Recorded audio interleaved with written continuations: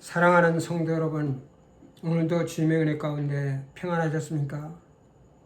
이 시간 바이블 스터디 유튜브 동영상을 통하여 여러분들과 다시 만나 또 하나님의 생명의 말씀을 가지고 피차간에 은혜를 공유할 수 있는 소중한 특권을 주신 또 하나님 앞에 먼저 감사함을 드립니다.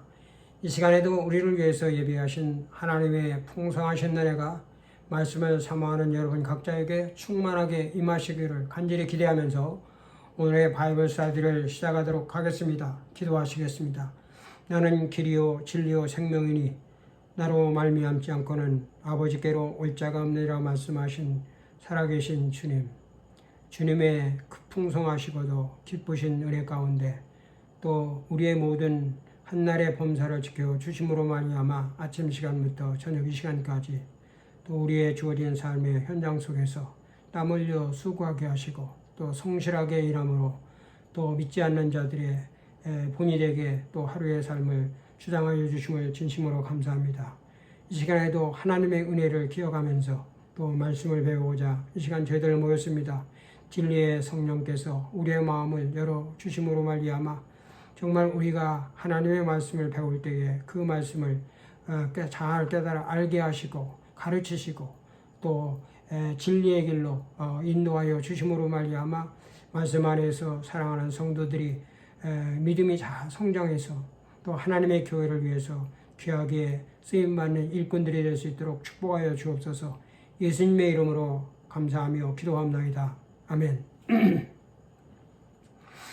우리는 지금까지 Exploration about the Bible이라고 하는 제목을 가지고 바이블 스터디를 계속하고 있습니다. 지난 주간에는요, Jesus was ascended to heaven, 예수께서는 하늘로 올리우셨다라고 하는 중요한 주제를 가지고 바이블 스터디를 하였습니다. 예수께서 하늘로 올라가셨다라고 하는 이것은요, 신학적인 요령요, Ascension of Jesus, 예수님의 승천이라고 부르는 겁니다. 성경에는 예수께서 하늘로 승천하신 이 사건에 대한 많은 기록들이 있습니다. 그 가운데 누가복음과 사도행전은요, 예수님께서 부활하신 이후부터 승천의 바로 직전까지의 모든 전 과정을 가장 자세하게 묘사를 하고 있습니다. 예수님의 제자인 누가는요, 누가복음과 사도행전을 기록했습니다. 그는요, 헬라 이방인으로서 그는 화가였습니다. 그리고 메디칼 닥터였고, 이건 라이터 문필가였고, 역사가, 이거 히스토리안으로서 다재다능한 재능을 가지고 있었는데요. 그는 자기의 다재다능한 천부적인 달란트를 잘 활용하여 가장 정교한 헬라어로 그리고 예술가의 아름다운 문학적인 필치로 역사가의 냉철하고 예리한 안목으로 바라보고 예수님의 승천 과정을 화가의 손에 그려진 한 폭의 아름다운 그림처럼 묘사하여 예수님의 승천에 대하여 독자들이 가장 알기 쉽고 정확하게 이해하도록 많은 도움을 주고 있습니다. 어센션, 승천이라고 하는 것은 예수님께서 부활하여 제자들에게 나타나 40일 동안 하나님 나라의 일을 가르치시고 하늘로 올라가신 것, 이것을 승천이다 부른 것입니다. 이 누가복음과 사도행전에 따르면 예수님이 부활하셔서 제자들 앞에 나타났지만은 제자들이 예수님 부활하신 예수님을 믿지를 못해요. 그래서 이 반신반의하고 있는 제자들에게 예수님이 직접 나타나셔서 내 손과 내 발을 보고 나인 줄을 알라. 또 나를 만져봐라. 영은 살과 뼈가 없으되 너희 보는 바 같이 나는 있느니라. 이렇게 말씀하시면서 제자들과 구원 생사를 직접 나눠드심으로 자신이 말씀하신 대로 다시 살아났음을 확실한 많은 증거로 제자들에게 보이셨습니다. 그리고 제자들의 마음을 활짝 열어 하나님 나라의 일을 가르치시고 그리고 그들에게 자신의 십자가의 죽으심과 부활을 전파하는 증인으로 삼으시고 그들이 증인의 사명을 감당할 수 있도록 성령을 부어주실 걸 약속하시고 그리고 성령이 너에게 임하시면 너희가 권능을 받고 예루살렘과 온 유다와 사마리아 땅끝까지 이르러 내 증인이 되라. 마지막 말씀을 마치시고 양손을 들어 그들을 축복하시면서 그들이 보는 앞에서 구름을 타고 승천하셨습니다. 예수님의 승천은요, 예수님의 부활과 마찬가지로 현대인들에게 많은 논란이 되고 있는 이게 난제 가운데 하나인 것입니다. 왜냐하면 예수님의 부활을 가리켜서 사실이 아닌 것을 그를 믿고 추적하는 많은 사람들이 오해와 착각해서 그렇게 날조됐다고 주장했던 것처럼 예수님의 승천도 믿는 사람들이 오해와 착각해서 불가했다고 주장하는 사람들이 많이 있었습니다. 다시 말하면 예수님의 승천은 그가 살아서 하나님께로 올라간 것이 아니라 그가 죽어서 하나님께로 가신 것인데 오늘 사람들이 승천이라는 말로 표현한 것뿐이다, 이렇게 주장하는 것입니다. 예수께서 하늘로 올라가셨다라고 하는 이 말씀은요, 과장이나 호황된 기록이 결코 아닙니다. 이전에 제가 말씀을 드렸습니다마는 오늘 누가라고 하는 사람은 이적인 헬라인이었어요. 이는 철학을 자랑하는 헬라에서 고등학문을 수학하였고 히포크라테스의 의학을 전공한 과학자 누가가 기록한 말씀인 것입니다. 그는 과학자요 역사가의 냉철한 눈으로 바라보고 예수는 하늘로 올라가시느니라 구름에서 보지 않게 하더라 라고 기록하여 예수님이 승천하신 이 사건은 분명한 역사적인 사실임을 그가 확증을 하고 있는 것입니다. 뿐만 아니라 예수님의 승천은요, 비밀리에 은밀히 행한 것이 아닙니다. 많은 사람들이 바라보는 가운데서 이러한 역사적인 사실이며 이 사실을 증가하는 아주 무수한 아이 위트네스, 목격자들이 있었습니다. 이게 버발 위트네스, 이게 많은 증인들이 있었고요. 이 사실을 증가하기 위해서 목숨까지도 아끼지 않았던 많은 사람들이 있었습니다. 뿐만 아니라 성경은 많은 곳에서 예수님의 승천을 아주 반복적으로 기록하여 그것이 날조된 허구나 거짓이나 과정이 아니라 역사적인 사실임을 명백하게 증거를 하고 있는 것입니다. 성경 역사상 예수님 이전에 두 번의 승천한 사건이 있었습니다. 하나는 구약 성경 이 창세기 5장 24절 에녹에 대한 사건인데요. 단 한 절에 기록이 되어 있습니다. 에녹은 하나님과 동행하더니 하나님이 그를 데려가심으로 세상에 있지 아니하더라. 이 말씀은 에녹이 죽음을 보지 않고 곧바로 하늘로 올라갔다는 사실을 우리에게 설명해 주고 있습니다. 다른 하나는 선지자 엘리야와 제자 엘리사에 대한 이야기가 있습니다. 왕하 열왕기하 2장 11절에 보니까 두세 사람이 행하여 말하더니 호련히 불새와 불말들이 두 사람을 띄워놓고 엘리야가 해리바람을 타고 승천하더라. 이 말씀 역시도요, 엘리야도 죽음을 보지 않고 하늘로 올라갔다 하는 것을 우리에게 말씀하고 있는 것입니다. 근데 이 두 말씀이 구약에서 에녹과 엘리야의 승천은요, 신약의 예수님의 승천에 대한 하나의 상징이며 모형으로 그 실체인 예수님의 승천과는 견줄 바가 못 된다는 것입니다. 왜냐하면 이들은요, 하나님이 단지 이 땅에서 하늘로 데려갔을 뿐입니다. 이에 반해서 예수님이 이 땅에서 단지 하늘로 올려진 것이 아니라 이 땅에서의 구속의 사역을 완수하여 완전히 종결하고 이제는 영광스러운 모습으로 천상에서 하나님의 보좌 우편에 앉아 새로운 대제사장으로의 중보적인 사역을 오늘 감당하고 하늘에 있는 자들과 땅에 있는 자들과 땅 안에 있는 모든 자들로 하나님으로 높임을 받고 천하 만민을 다스리고 통치하시는 권세를 받으셨기 때문에 견줄 바가 못 된다고 하는 것입니다. 예수님의 승천은요, 단순히 하늘로 올라간 것이 아니라 더 풍성한 신앙적인 의미를 담고 있는 것으로서 이것은 제자들에게 많은 의미를 가지는 매우 신비스러운 사건이었습니다. 그런 의미에서 예수님의 승천은요, 2000년 전에 있었던 단 한 번의 역사적인 사건이지만은 지금도 우리의 믿음과 삶 속에서 계속 진행되고 있다 하는 것을 우리가 기억해야만 하는 것입니다. 예수님의 승천은요, 그의 탄생과 죽음, 부활, 그리고 재림과 더불어 기독교 복음의 핵심적인 내용이 되는 것입니다. 만일 이 가운데 어느 하나라도 사실이 아니라면 기독교는 존재할 수 없는 것입니다. 그래서 기독교 공동체와 그리스도인들은 이 5가지의 복음의 핵심적인 내용을 사도신경을 통해서 믿음으로 고백하는 것입니다. 우리는 지난 몇 주 동안에 우리가 예수님에 관하여 믿는 것에 대한 이 중요한 주제를 가지고 공부를 해왔습니다. 이제 오늘은요, 그 마지막 주제로서 예수께서는 모든 사람들을 심판하시기 위해서 다시 오실 거다. Jesus will come again to judge all men이라고 하는 제목을 가지고 오늘 바이블 스터디를 진행하도록 하겠습니다. 우리 함께 성경으로 들어가세요. 요한복음 14장 3절과 마태복음 24장 30절에 있는 말씀을 함께 보도록 하겠습니다. 여러분들을 위해서 제가 이 말씀을 봉독해 드리겠습니다. 요한복음 14장 3절입니다. 내가 너희를 위하여 처소를 예배하라 가노니 가서 너희를 위하여 처소를 예배하면 내가 다시 와서 너희를 내게로 영접하여 나 있는 곳에 너희도 있게 하리라. 마태복음 24장 3절의 말씀입니다. 그때 인자의 징조가 하늘에서 보이겠고 그때 땅의 모든 족속들이 통곡하며 그들이 인자가 구름을 타고 능력과 큰 영광으로 오는 것을 보리라. 아멘. 예수께서는 제자들의 처소를 마련하기 위해서 승천하셨고 그들을 자기로 다시 영접하기 위해서 오실 것을 친히 말씀하였습니다. 구름 타고 승천하시는 주님을 바라보는 제자들에게 흰옷 입은 두 천사는 그가 하늘로 올리우신 것과 똑같은 모습으로 구름을 타시고 다시 오실 것을 말씀을 하였습니다. 그리고 그가 다시 오실 때에 하늘에 징조가 있겠고 온 세상 모든 민족들이 자기가 구름을 타고 능력과 큰 영광 중에 다시 오시는 것을 목격하실 것을 말씀을 하였습니다. 예수님께서 다시 오실 것이라고 하는 이 말씀을요, The Second Coming, 이게 재림을 의미하는 것으로서 이것은 신학적으로 보면 에스카탈로지, The Doctrine of Eschatology, 이것은 종말론에 속하는 교리적인 아주 중요한 가르침이 됩니다. 죄인들을 구원하시기 위해서 말씀이신 예수 그리스도께서 하늘 보좌를 버리시고 성령으로 잉태하여 낮고 천한 사람의 몸을 입으시고 죄인들의 희생제물로 하나님의 화목제물로 세상에 오신 인카네이션, 이 성육신의 사건을 우리는 초림이다, The First Coming, 이렇게 말합니다.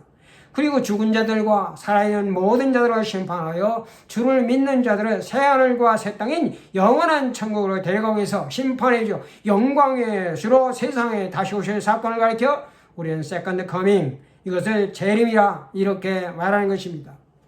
십자가에 못 박혀 죽으시고 부활하신 예수는요, 과거적인 그리스도십니다. 승천하여 지금 하나님 보좌 우편에 앉으신 그리스도는 현재의 그리스도이십니다. 그리고 하나님의 보좌로부터 장차 죽은 자들과 산 자를 심판하러 오실 예수 그리스도는 미래의 그리스도를 의미하는 것입니다. 오늘 이것을 요한계시록 1장 8절은 이렇게 말해요. 전에도 있었고 지금도 계시고 장차 올 전능한 자라, 이렇게 말씀합니다. 예수님의 미래적인 약속인 재림을 제어하고요, 성경에 기록된 예수님에 관련된 하나님의 모든 약속들은요 이미 완전히 다 성취되었습니다. 따라서 예수 그리스도께서 가까운 미래에 세상에 다시 오리라고 하는 이 재림에 대한 약속 또한 반드시 성취되리라고 하는 것은 의심할 여지가 없는 확실한 사실입니다. 인류의 구속을 위해서 예수 그리스도 안에 세우신 하나님의 구원의 계획은요, 예수님의 재림하심으로 완전히 종결된다고 의미해서 중요한 의미를 갖는 것입니다.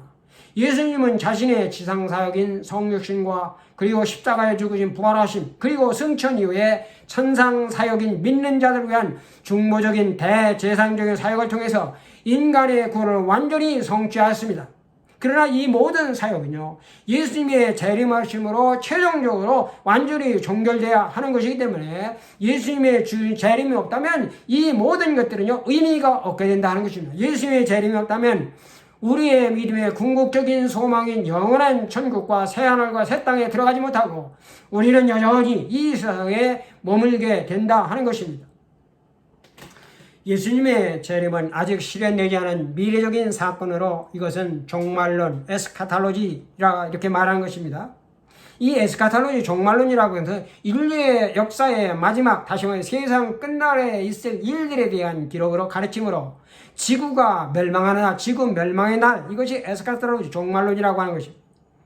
우리가 경험하는 핵전쟁의 공포, 그리고 지진과 화살에 대한 폭포, 그 태풍과 허리케인과 같은 자연적인 재해, 환경과 대기 오염에 따른 지구온난화와 그리고 엘니노 현상으로 말미암아 이 쓰나미 재앙을 인류가 함께 우리가 경험하면서 인류와 세상이 함께 공멸할지도 모른다는 미래에 대한 불확실성과 그리고 불안감으로 말미암아 확산이 심화되어 그리들은 말할 것이고 믿지 않는 불신자들까지도 이 종말론에 대한 문제는 오늘날 아주 현대에게 중요한 관심사가 되고 있는 것입니다.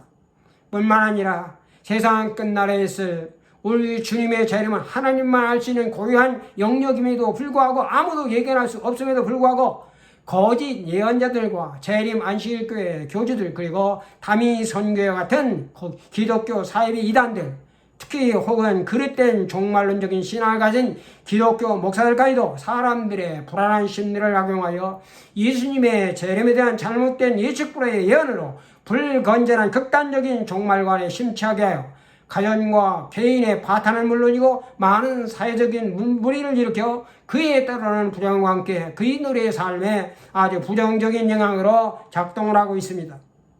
특별히 한국의 성도들에게 내재되는 뿌리 깊은 이 신비주의가 있어요. 한국 사람들이 특이한 이 뿌리 깊은 신비주의는 종말론의 왜곡을 심화시켰고, 그리고 이단을 양산에는 이게 중요한 원인이 되고 있습니다.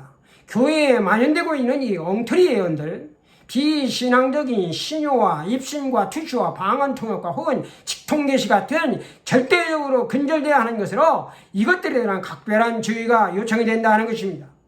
신앙의 생활 자체를 건전한 말씀의 예와 실천에서 찾지 않고 단순히 기도를 응답하고 응답하지 못하고 은혜를 많이 받고 적게 받고 소위 능력을 추구하는 초보적이고 저급한 차원에 머물게 하여 성경 말씀을 바르게 이해하고 말씀에 자신을 비춰보고 항상 회개와 변화된 삶을 위해 힘쓰기보다는 소위 초연주의와 영웅주의, 자신 스스로가 신령하다는 생각을 갖게 만드는 것입니다. 신앙의 본질은요, 성경의 올바른 이해와 실천 그리고 건전한 삶을 통해서 반드시 구현되어야만 하는 것입니다. 재림의 신앙은요, 기독교 신앙의 아주 중요한 교리가 됩니다. 신약 성경은 전부 260장으로 되는데요, 그 중에 318절이 예수님의 재림에 대한 약속으로 집중되어 있습니다. 이 말씀은요, 주님께서 다시 오리라고 하는 이 약속은 우리에게 거의 매일 하루에 한 발걸로 기억하게 하고 상기시켜 주는 것이라 하는 것입니다. 예수님의 재림에 대한 확실성을 보장하는 것으로, 이것은 재림의 문제라고 하는 것은 재림의 문제를 제외하고는 성경도 기독교도 우리의 믿음도 생각할 수 없다는 사실을 우리에게 말해줍니다. 재림의 신앙은요, 가져도 되고 갖지 않아도 되는 선택적인 이러한 사항이 아니라 반드시 있어야 되는, 없어서는 안 되는 필수적인 사항으로 고백되어져야 하는 것입니다. 그러므로 우리는 재림의 신앙을 소홀히 하거나 도외시하거나 이게 무시해도 안 됩니다. 막연하고 무의미하게 무작정 기다리는 것이 아니라 믿음 중에 언제나 깨어 준비하는 산 소망을 가지고 간절히 사모하며 우리가 주님의 재림을 기다려야만 하는 것입니다. 중요한 것은요, 예수님의 재림에 대한 이 건실하고도 올바른 신앙관을 확립하는 것입니다. 그래서 이 올바른 신앙은, 재림에 대한 올바른 신앙관은요, 올바른 종말론에서 이게 시작되기 때문에 건전한 종말론에 뿌리를 둔 건전한 이 재림과는요, 건강한 신앙에 이게 동력이 되지만은, 그릇된 종말론에 뿌리를 둔 재림과는 참 믿음을 파멸시키는 무서운 영적인 암초요, 독소가 되는 것입니다. 그래서 재림을 위하여 뒤틀린 신앙을 갖는 재림 신앙을, 이러한 재림 신앙, 이 뒤틀린 신앙을 갖는 것은요, 재림 신앙을 갖지 않는 것보다 위험한 것임을 우리가 알아야만 되는 것입니다. 종말론처럼 그리스도인들에게 중요하고 예민한 주제는 결코 없습니다. 이것은요, 신학에 있어서 아주 중요한 부분을 차지하고 기독교 신앙의 핵심인 부활과 재림에 대한 의미를 함축하고 있는 것입니다. 예수께서는요, 반드시 내가 다시 오리라고 재림을 약속하셨고, 우리는 그때부터 지금까지 사실상 이게 에스카탈로지칼 텐션, 종말론적인 긴장 속에서 살아가고 있는 것입니다. 주님의 재림은 모든 그리스도인들의 대망하는 것이요, 반드시 성취될 역사적인 사건인 것입니다. 문제는요, 우리가 어떤 종말론적인 신앙을 가져야 되고, 그리고 재림을 어떻게 해석해야 되며 어떤 자세로 재림을 소망해야 되냐 하는 점이 중요하다 하는 것입니다. 우리는 지금 예수님께서는 모든 사람을 심판하시기 위해서 다시 오실 것이라고 하는 중요한 내용을 공부하고 있습니다. 우리가 이 시간에 예수님의 재림에 대해서 우리가 살펴보는 것 세 가지인데요. 첫째는요, 주님이 다시 오시는 목적이 무엇인가 하는 거예요. 주님이 다시 오는 목적이 무엇인가. 두 번째, 오신다면 어느 때 어떤 것으로 오시는가 하는 문제고요. 세 번째는 주님의 재림을 기다리는 성도들은 어떠한 자세를 가져야 하는 문제인 것입니다. 오늘 첫 번째로 어째서 주님이 다시 오시는가, 다시 오시는 목적이 무엇인가에 대한 물음입니다. 승천하신 예수님이 세상에 다시 오시는 이유가 무엇입니까? 그 목적이 어디에 있는 것입니까? 오늘 이것에 관해서 우리의 믿음의 요체인 사도신경은 이렇게 말합니다. 저리로서 산자와 죽은 자를 심판하러 오시리라, 이렇게 기록이 되어 있어요. 여기서 저리로서라고 하는 이 말은요, 이게 저기라고 하는 얘기예요. 저곳이라고 하는 뜻으로, 이 저곳은요, 하나님이 계신 보좌 우편을 가리키는 것입니다. 예수님이 부활하여 승천하신 것은요, 우리의 육안으로 볼 수 있는 가시적인 공간으로서의 창공이나 공중이 아니라 하나님이 계시는 특별한 장소, 하나님의 보좌가 있고 믿는 성도들이 들어가게 될 특별한 처소로서의 하나님의 나라 더 킹덤과 천국 더 킹덤 헤븐이를 의미한다고 하는 설명을 제가 지난 강의에서 말씀을 드렸습니다. 주님은 천국의 하나님 보좌에서 하나님과 함께 계시다가 세상 마지막 종말의 때 우리의 육안으로 볼 수 있는 모습으로 구름을 타시고 다시 세상에 오시는 것입니다. 다시 말하면 하나님의 보좌로부터 이 세상에 다시 재림하시는 것입니다. 그가 세상에 오시는 목적이 무엇입니까? 첫째는 세상을 심판하시기 위해서 예수님께서 이 세상에 다시 오신다고 하는 것입니다. 이 심판은요, 죽은 자들과 산 자를 포함하는 이게 큰 이 대심판을 의미하는 것입니다.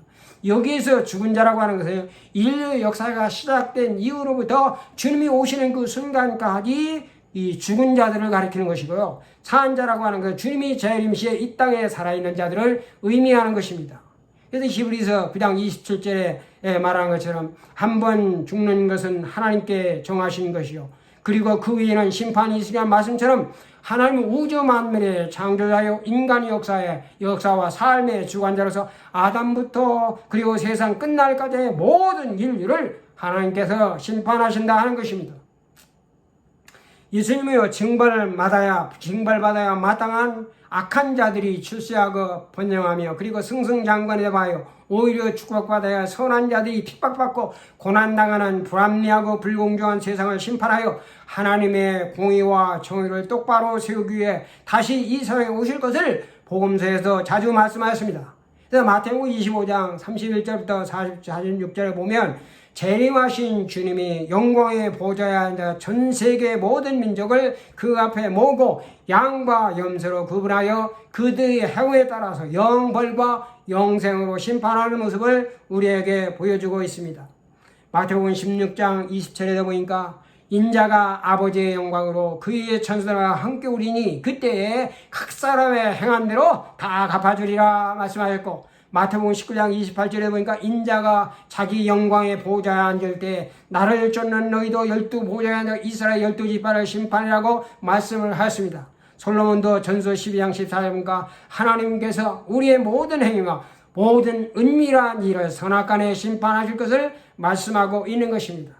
초림의 예수님은요, 세상의 죄를 짊어지시고 정죄받고 심판을 받기 위해서 이 세상에 오셨지만 재림의 주님은 영광의 보좌에 앉아 하나님의 심판 권한을 위임받아 모든 나라 각 사람을 심판하시는 의로우신 재판장으로 이 세상에 오실 것입니다. 그래서 사도 요한은 주님께서 이 세상으로 심판하시고 오실 때 일어날 이 놀라운 광경에 대해서 이렇게 말합니다. 볼지어다 내가 그가 구름을 타고 오시리라. 각 사람의 눈이 그를 보겠고 그를 찌른 자도 올 것이요 이 땅에 있는 모든 족속들이 그로 말미암아 애곡하리 그리하리라. 아멘. 오늘 사도 요한은 아멘으로 끝을 맺는데요, 이것은요 세상의 심판주로 다시 오실 예수 그리스도의 재림에 대한 자신의 분명한 개인적인 확신을 말씀하고 있는 것입니다. 두 번째로 예수님께서 세상에 다시 오시는 그 목적이 무엇입니까? 그것은요, 믿는 자들을 천국으로 데려가기 위해서 이 세상에 다시 오시는 것입니다. 예수를 믿고 구원받아 하나님의 자녀가 되어 이 세상에 살고 있는 성도들의 궁극적인 소망은요, 이것은 천국에 들어가 영생을 누리는 삶에 있습니다. 그리스도인들이 갖고 있는 이 천국에 대한 소망은 세상 사람들이 갖고 있는 소망과는 전혀 다른 것입니다. 믿지 않는 자들은 잠깐 있다가 사라지는 보이는 이 세상의 소망을 주고 살지만은 믿는 자들은 보이지 않는 저 하늘에 있는 영원한 천국의 소망을 주고 삽니다. 그래서 성경은 믿지 않는 자들의 소망은 이것은 헛된 것이다. 그러나 우리의 소망이 참된 것이다 하는 것을 말씀을 하고 있습니다. 사도 베드로는요, 우리가 소유하고 있는 이 천국을 사모하는 소망을 가르쳐서 썩지 않고 더럽지 않고 쇠하지 않는 살아있는 소망으로 예수 그리스도의 부활하심으로 우리를 거듭나게 하사 산 소망을 주신 하나님을 찬송하고 있는 것입니다. 사도 바울도 천국을 사모하는 그의 간절한 심령을 이렇게 말해요. 만일 땅에 있는 우리의 장막집이 무너지면 하나님께서 지으신 집 손으로 지은 것이 아니요 하늘에 있는 영원한 집이 우리에게 있는 줄 알아. 참으로 우리가 여기서 탄식하여 하늘로부터 오는 처소로 덧입기를 간절히 사모한다고 고린도후서 5장 21절에서 2절에 토로하고 있으며, 만일 그리스도 안에서 우리가 바라는 것이 이 생뿐이라면 모든 사람 가운데 우리가 더욱 불쌍한 자라고 고린도 15장 19절에서 말씀을 하고 있습니다. 주님은 세상에 계실 때에 모든 사람들과 함께 하셨습니다. 특별히 천국을 바라보며 사한 소망을 가지고 살아가는 사람들과 함께 하시기를 기뻐하셨습니다. 그리고 주님은 승천하시기 바로 직전에 지상 명령을 제자들에게 주시면서 그들과 세상 끝날까지 함께 하실 것을 약속을 하였습니다. 그러나 주님은 하나님의 뜻을 따라 승천함으로 그들과 더 이상 함께 할 수 없었습니다. 그래서 주님께서는 그들과 헤어져야 됨을 말씀하실 때 그들 모두는 그것을 슬퍼하고 근심하였고 극계하는 도마가 주여 주께서 어디로 가시는지 그 길을 가르쳐 달라고 요청을 하였습니다. 그때 주님께서 말씀하십니다. 내가 너희를 위하여 초소를 예배하러 가노니 가서 너희를 위하여 초소를 예배하면 다시 내가 다시 와서 너희를 내게로 영접하여 나 있는 곳에 너희도 있게 하리라고 주님께서 말씀하였습니다. 주님께서 그들을 데리고 그들이 거할 천국으로 들어가 그들과 영원히 함께 하시기 위해서 세상에 다시 오신다는 사실을 우리에게 말씀하고 있는 것입니다.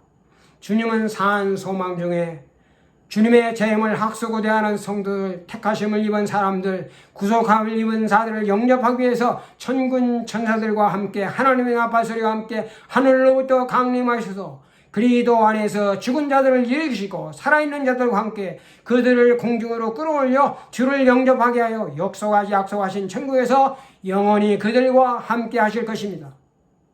세 번째로 주님께서 오늘 재림하시는 그 목적은요, 만왕의 왕으로 통치하시기 위해서 세상에 다시 오시는 것입니다.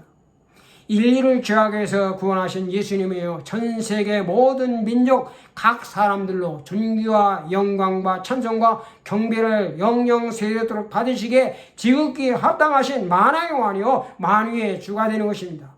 예수님께서 초림하신 목적은요, 자기 목숨을 많은 사람의 생명을 구원하기 위해서 대성물로 들고 오셨습니다. 세상의 모든 죄를 짊어지시고 하나님의 정죄와 진노 아래 십자가에 못 박혀 심판받아 죽기 위해서 이 세상에 오셨다 하는 것입니다. 그러나 주님이 재림하실 때에는 세상을 심판하고 통치하시는 만왕의 왕으로 천군 천사들과 영광스러운 모습으로 오실 것입니다. 하나님은 성자 예수 우리에게 세상을 통치하는 자신의 전권을 위임하였습니다. 왜냐하면 하나님께서는 부활하신 주님을 하늘로 끌어올리셔서 자신의 보호자 우편에 앉히신 것은 그 외의 통치권을 주님께 넘겨주셨다 하는 것을 의미하는 것입니다. 오늘 이 사실을요, 구약성경 다니엘서 7장 13절에서 다니엘이 예수님에 관한 묵시적인 환상을 통해서 내가 밤중에 또 보니까 내가 보았는데 인자 같은 이가 하늘 구름을 타고 와서 예적부터 항상 계신 자에게 나와 그에게 엎드리매 하나님께서 권세와 영광과 나라를 그에게 주고 그를 섬기게 하였으니 그 권세는 영원한 권세라고 하여 하나님께로부터 위임받은 이 주님의 우영과 영광스러운 통치권을 거기에서 언급을 하고 있습니다.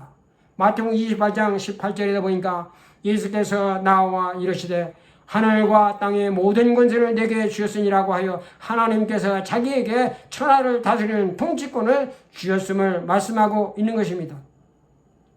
주님은 재림하셔서 불의와 부정의가 난무하는, 그래서 불평등하고 불공정한 이 세상의 사악한 자들을 반드시 심판하셔서 정의와 그리고 공의와 평등과 거룩이 강같이 넘쳐는 하나님의 나라를 이루시고자 통치하실 것입니다. 주님의 재림은 이 세상의 최후의 심판날이 될 것입니다. 주님의 재림을 간절히 사모하며 말씀에 깨어 성령으로 준비한 성도들은 아멘 주여 어서 오시옵소서 하고 기쁨으로 주님의 재림을 영접하는 가장 영광스러운 날이 될 것입니다. 그러나 주님의 재림에 무관심하고 그것을 도외시하며 준비하지 못하며 살던 사람들은 바위야 산하 나를 가리라고 슬픈 탄식을 말한 가장 불행한 날이 될 것입니다. 주님의 재림의 날에 슬피 울며 이를 갈지 않도록 근신하고 깨어 성령으로 준비하는 지혜로운 성도가 되어야 할 것입니다. 두 번째로요, 주님께서 이 세상에 오신다면 어느 때 어떤 곳으로 오시냐 하는 것입니다. 이것은 주님의 재림에 대한 날짜와 장소에 대한 것입니다.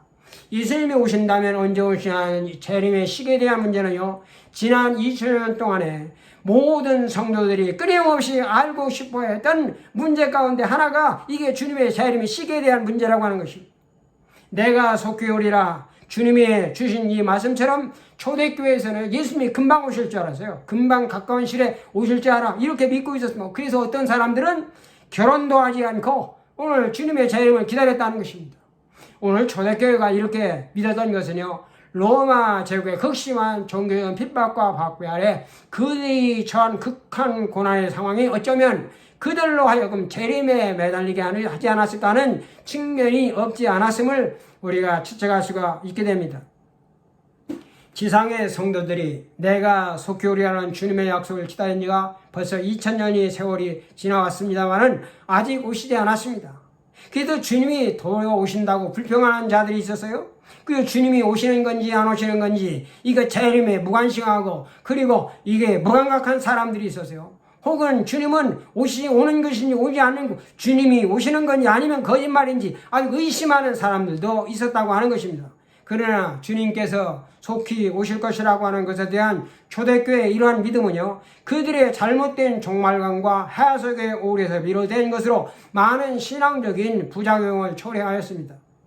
이로 인해서 대단과 성도 중에는요, 생업에 충실하지 않고 문제를 일으킨 자로 교회에 본인이지 않는 이러한 일들이 생겨났습니다. 이 나쁜 소식을 전해들은 오늘 이 바울은요, 이 데살로니가 교회가 잘못된 종말론으로 위기에 직면해 있음을 직감하고 그것을 바로잡아서 데살로니가 교회에 편지를 보내서 그가 그들과 항대할 때 누구에게든지 내가 누구에게든지 음식을 값없이 먹지 않았고 그리고 오직 수고하고 해서 죄로 일함으로 그들 중에 아무에게도 폐를 끼치지 않은 것을 오늘 성도들의 바른 삶의 본을 보여주던 일을 상기시키면서 누구든지 일하기 싫으면 먹지도 말라. 조용히 일하여 자기 양식을 먹으라고 오늘 그들을 권면하였습니다.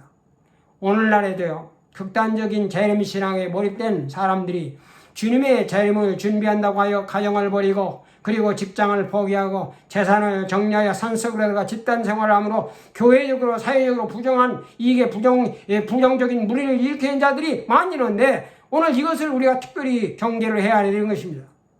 주님의 그 재림의 시기와 장소에 관한 성경적인 가르침은요, 그날과 그때는 아무도 모르나니 하늘의 천사들도 모르고 아들도 모르고 오직 아버지만 아신다고 하는 것입니다. 이 말씀은요, 그날과 그때는 아무도 모른다는 뜻과 그날을 알려고 해서도 안 된다고 하는 의미가 담겨져 있는 것입니다. 전지전능하신 예수 그리스도도 알려고 하지 않았는데 어느 누구도 알려고 해서는 안 된다고 하는 것입니다. 하나님께서 그토록 알리시기를 원치 않았다고 하는 것은요, 그것은 바로 이것이 모르는 것이 인간의 유익하기 때문에 그런 것을 알고 우리가 받아들이는 것이 올바른 자세가 된다는 것입니다. 어떤 이들은요, 주님의 재림의 약속이 더디고 불평하는데 그것도 하나님께서 작정하신 때가 차지 않았고 아무도 멸망하지 않고 다 회개하여 구원에 이르기를 바라시는 오늘 하나님의 사랑 때문임을 우리가 알아야 하는 것입니다.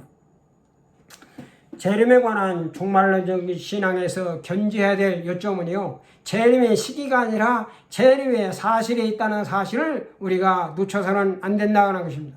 왜냐하면 주님의 재림은 인간 편에서 이게 도둑인 것 같이 생각되지만은 반드시 있게 될 역사적인 사건이며 우리 신앙적인 생활의 궁극적인 목적이 되는 것이기 때문에 그렇습니다. 주님의 재림의 시기와 장소는 우리가 알 수 없고 알려고 해서도 안 된다고 오늘 성경은 못 박아 말씀하는 것입니다. 이것은 절대로 변개치 못할 하나님의 선포인 것이요 완전한 복종을 요청하는 절대적인 명령이 된다는 것을 우리가 기억을 해야 됩니다. 그런데 주님의 재림에 대한 이 잘못된 종말론적인 믿음은요, 금지된 시기와 장소를 알려고 하고 그 재림과 종말의 시기를 가까운 시일 내로 느려도 자기 시대에 자기 세대에 오기를 기다리면서 독단적인 방법으로 계산해서 선포하는 데 문제가 되는 것입니다. 이로 인해서요, 한국 교회는 여러 가지의 이 종말론이 혼재하면서 많은 아픈 역사가 있었고 지금도 계속이 되고 있는 것입니다. 이 전천년설이나 후천년설, 우천년설, 역사적인 전천년설, 세대주의 종말론 이 복합적이고 그리고 일관되지 못하게 성도들에게 이러한 것들을 가르쳐왔고 신비주의가 여기에 결합되면서 잘못된 종말관이 양산되고 확산되어 왔습니다. 이들은 급기야 시한부 종말론을 만들어 예수님의 재림하시는 날짜를 선포하였습니다. 최초로 예수님의 재림을 강조하는 안식교회가 1844년에 예수님께서 재림하신다고 하여 그들의 모든 제사를 다 처벌하고 기다렸지만은 불발로 그쳤습니다. 그러자 그들은요, 그날이 예수께서 성소에서 지성소로 들어가신다라고 핑계를 대어가지고 그들은 오히려 이단으로 몰려버리게 된 것입니다. 그러면 1992년에는 혹세무민이라는 휴거적인 사건으로 세계를 광란의 소용돌이로 몰아넣었던 사건이 있었습니다. 당시 교계, 한국 교계는요, 2000년 이전에 주님이 재림하신다고는 밀레니엄 이 종말론의 광풍에 휩싸였습니다. 그래서 당시에 한국에서 가장 큰 교회, 내가 누구라고 이름은 되지 않겠습니다. 한국에서 제일 큰 교회 목사를 의시해서 상당수의 교회 지도자들이 성교의 역사를 6000년으로 계산하여 서기 2000년을 종말의 끝으로 시한부로 설정하고 거기에서 7년을 빼가지고 1992년을 그들이 예수님이 재림하러 주목하고 있었습니다. 그런 분위기 가운데 성경을 번역하던 다미 선교의 어떤 어떤 목사가 이름은 밝히지 않겠습니다만은 다미 선교의 어떤 목사가요 1992년도 12월 28일 24시에 주님이 재림하신다고 정확한 날짜를 언급하고 그것을 전 세계로 TV 중계하는 소동으로 세계적인 망신을 당했습니다. 그들은 재림을 준비한다고 하여 가정과 직장을 다 버리고 결혼도 포기하고 땅 팔고 집 팔아 그들끼리 모여 기도하면서 재림을 기다렸으나 허우로 끝나고 말았습니다. 그러한 부끄러움을 당했음에도 불구하고 그들은 아직도 정신을 차리긴커녕 지금도 잊을만 하면 여전히 재림의 날짜를 만들어내고 있는 것입니다. 이것은 바울 당시의 데살로니가 교회 상황과 아주 유사한 것입니다. 성경은요, 이들의 잘못된 실상을 우리에게 그대로 보여주는 거울이 된다 하는 것입니다. 결론적으로 주님께서 재림하시는 날짜와 장소는요, 오직 하나님만 알고 계신 하나님 안에 숨겨진 비밀인 것입니다. 그것을 아는 것이 우리에게 유익하지 않기 때문에 우리가 알기를 허락하지 않는 것입니다. 오시는 시기와 방법 그리고 장소는 중요하지가 않은 것입니다. 주님께서 오심으로 하나님 뜻이 완결되는 것이기에 그가 오시는 것 자체가 중요한 것이며 그것이 우리의 기대며 궁극적인 소망이 되는 것입니다. 뜻이 하늘에서 이루어진 것 같이 땅에서 이루어지기를 바라는 이러한 소망이 바로 주님이 이 땅 가운데 오셔서 우리의 소망을 이루어 주시는 것입니다. 이제 마지막으로 주님의 재림을 기다리는 성도들은 어떠한 자세를 가져야 하는가? 주님의 재림에 관해서 성도들의 자세에 관해서 정리하면서 오늘의 성경 공부를 마치도록 하겠습니다. 오늘 첫 번째로 주님이 재림이 우리에게 아주 가까이 다가왔다는 사실을 우리가 잊어서는 안 된다고, 우리가 어떠한 자세를 가져나 주님의 재림이 우리에게 아주 가까이 왔다 하는 사실을 우리가 결코 잊어서는 안 된다고 하는 것이에요. 내가 속히 오리라 약속하신 주님은 2000년이 지난 오늘까지도 오시지 않았습니다. 그래서 대부분의 성도들이 주님의 재림에 대해서 부인합니다. 의심하고 무관심하고 무덤덤합니다. 그러나 지금 우리가 있는 이 시대는요, 말세를 지나서 지금은 말세 지말을 살고 있는 것입니다. 이것은 세상의 끝이 아니라 세상 끝의 마지막에 직면했다는 말씀입니다. 주님의 재림이 아주 우리 가운데 임박했다는 사실이에요. 그래서 예수님은요, 재림의 시기와 장소에 대해서는 함구를 하지만은 세상 끝에 나타나는 재림의 징조에 관해서는 우회적으로 우리에게 암시함으로 설명을 해 주었습니다. 예수님께서 감람산에 앉으셨을 때 제자들이 예수님께 조용히 나와 묻습니다. 주의 재림하심과 세상 끝날에는 무슨 징조가 있겠습니까? 이렇게 물어봤습니다. 예수님의 재림과 세상 끝의 징조를 물었습니다. 이 질문에 대한 답변으로서 장차 나타날 종말론적인 사건들을 주님은 언급해 주셨습니다. 자기 스스로를 가리켜 그리스도라 하여 종교적으로 사람들을 미혹하는 거짓 그리스도에 출현하고 거짓 그리스도가 출현하고 국가와 민족 간의 전쟁의 소문이 듣겠고 자연적인 재난, 처처의 기근과 지진이 있겠고 신앙으로 말미암아 종교적인 박해가 있을 것이며 많은 거짓 사람들이 나타나 사람들을 유혹하고 불법을 성행하여 교회와 신자들의 사랑에 식어질 등등 주님의 재림에 대한 종말론적인 징조를 말씀해 주셨습니다. 주님은 무화과 나무의 비유를 들어 무화과 나무의 가지가 연해지고 잎사귀를 내놓으면 우리가 여름이 가까움을 아는 것처럼 이상의 징조들을 보면 재림의 징조와 재림과 종말의 시기가 우리에게 임박해 있다는 사실을 우리가 깨달아야 될 것을 가르쳐 주었습니다. 지금 인류는요, 주님께서 말씀하신 이러한 모든 사건들을 우리 시대에 실제로 일어나고 있음을 우리가 목도하며 경험하고 있는 것입니다. 1년 360을 단 한 호도 나라와 나라, 민족과 민족 간에 전쟁이 없는 날이 없습니다.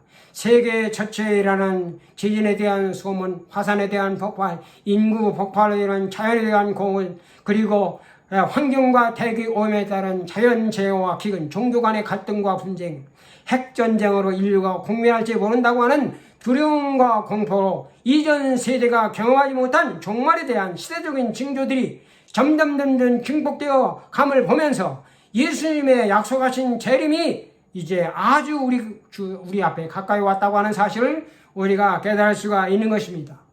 오늘 믿는 자들이 이 시기를 바라볼 수 있는 안목을 가져야 하는 중요성이 여기에 있는 것입니다. 이 사도 베드로는 만물의 마지막에 가까웠으니 그러므로 너희는 정신을 차리고 근신하여 너희가 기도하라고 베드로전서 4장 7절에서 말세를 당한 성도들에게 권면을 하고 있습니다. 사도 바울도 너희가 이 시기를 알거니와 자다가 깰 때가 벌써 되었으니 이는 우리의 구원이 처음보다 가까웠음이라고 오늘 주님의 재림이 우리 앞에 가까이 임박해 있음을 상기시켜 주고 있는 것입니다. 두 번째로 주님의 재림을 맞이하는 성도의 자세는 어떠한 자세를 가져야 합니까? 이것은 주님의 재림을 기다리는 성도의 신앙은 세상의 쾌락과 연락에 탐닉해서는 안 된다는 것입니다. 세상의 쾌락과 연락을 탐닉하지 않아야 된다는 것입니다. 주님이 재림이 가까워지면 가까울수록 사탄은 오늘 성도들이 세상을 더욱더 사랑하게 하고 세상의 향락과 즐거움을 추구하도록 유혹하여 주님의 재림에 무감각하여 무관심하게 하여 그것을 점점 망각하게 할 것입니다. 세상의 일에 분주하게 하고 얽매이게 하여 세상의 일에 묻혀버리게 살게 할 것입니다. 현실적인 삶에 안주하여 오늘 세상의 일들이 주는 기쁨과 즐거움에 깊이 심취하게 만들 것입니다. 노아 시대의 사람들이 그런 삶을 누리면서 노아가 전하는 하나님의 심판의 메시지를 아랑곳하지 않고 무시하여 모두 홍수로 죽임을 당했습니다. 홍수가 나서 그들은 다 메로이까지 그들은 먹고 마시고 시집가고 장가하고 일상적인 생활에 정신이 팔려 사는 사람들이었습니다. 롯의 사위들이 그러한 사람들이었습니다. 그들은 롯이 소돔성이 곧 파괴될 것이니 이곳을 속히 피하여 생명을 구하라고 말할 때 그들은 기담아듣지 않고 농담으로 유황불에 죽은 자들이 되었습니다. 왜 그들이 장인의 말을 무시하고 농담으로 가볍게 지나쳤을까요? 그들의 관심은요, 소돔성에 있는 현세적인 풍요로움에 매료되어 있었기 때문에 그렇습니다. 소돔성이 멸망하기 이전에는요, 소돔과 고모라는 온 땅에 물이 넘쳐 흐르고 하나님의 에덴 동산 같고 비옥한 애국 땅을 방불하게 하는 만큼 아주 풍요로운 땅이었다고 창세기 13장 10절에서 말씀하고 있습니다. 그것은요, 세속적이고 현실적인 성적인 향락과 물질적인 쾌락과 육체적인 기쁨을 향유할 수 있는 그러한 땅이 바로 소돔과 고모라의 땅이라는 것입니다. 그들은요, 그러한 그들이 가지고 있는 기득권을 포기하고 버릴 수 없었기 때문에 장인의 말에 관심을 쏟지 못했다는 것입니다. 누가복음 16장에 나오는 음부에 내려진 부자가 그런 사람이었습니다. 그는 자색옷과 고운 베옷을 입고 고대공실 산의 진비를 차려놓고 날마다 먹고 마시고 즐기면서 세속적인 일에 집착하여 살다가 다가올 미래를 준비하지 못한 채 고통받는 음부에 떨어진 사람이 되었다는 것입니다. 그에 비해서 나서는 아무것도 가진 것이 없는 거지였지만은 믿음으로 이 땅 가운데서 미래의 종말적인 죽음을 이루어 천국으로 들어갔습니다. 이것이 바로 심은 대로 뿌리고 그리고 거둔 대로 거둔다고 하는 이게 생명의 원리인 것입니다. 예수님은 부자를 가리켜서 어리석은 자라고 성경에서 말씀을 하고 있습니다. 재림을 알고 믿지만은요, 아멘 주 예수여 어서 오시옵소서 하고 열망하는 간절함과 갈망이 없어서는 안 되는 것입니다. 세상의 것에 정신이 빼앗겨서 육체주의 그리고 쾌락주의, 향락주의를 우리가 탐닉해서는 안 되는 것입니다. 자신의 신앙을 우리가 점검해보고 주님의 재림을 열정적으로 사모하는 재림신앙을 회복하는 기회로 삼으시는 여러분들이 되시길 바랍니다. 마지막으로 재림신앙으로 항상 깨어 준비하면서 맡겨진 일에 최선을 다하는 자들이 되다. 이것이 마지막 성도들이 주님의 재림을 우리가 임하는 자세라 항상 깨어 준비하면서 맡겨진 일에 최선을 다하는 것, 이것을 우리가 이러한 자세를 가져야 된다는 것입니다. 내가 속히 오리라 말씀하신 주님이 언제 오실는지 우리는 아무도 그것을 정확히 알 수 없습니다.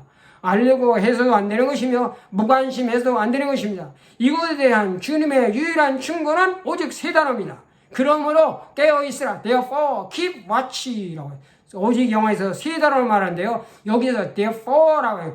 그러므로라고 하는 말은요, 그날과 그때는 우리가 아무도 모르므로 말이라고 하는 것입니다. 여기에 깨어있으라 keep watch라고 하는 것은요, 항상 언제나 깨어있으라는 것으로, 이것은 초이스, 지사 선택이 아니라 이것은 absolute mandatory order, 절대적인 명령인 것입니다. 이것이 바로 재림을 준비하는 성도들의 자세가 되는 것입니다.